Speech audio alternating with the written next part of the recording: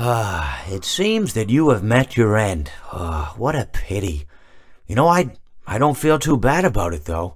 After all, if it weren't me, it would have just been one of the others, I guess. I'm honestly just glad to be out of those air ducts. It's not easy for a hippopotamus to fit up there, and not easy to get down either, and not as young as I used to be, as you can see. I used to be able to do all sorts of things. You're young, you're vibrant, you have that sort of pep in your step.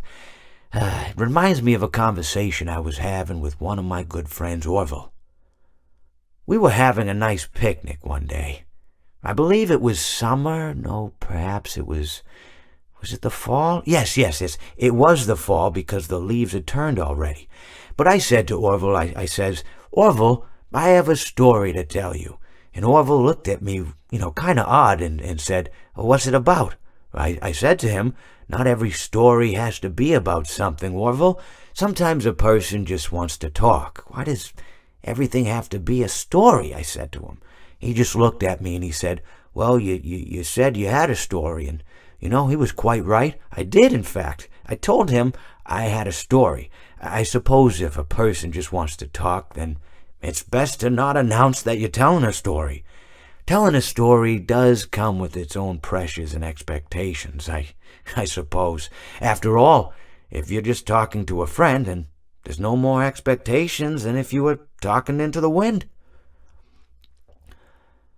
Words by themselves aren't expected to carry, aren't expected to stick.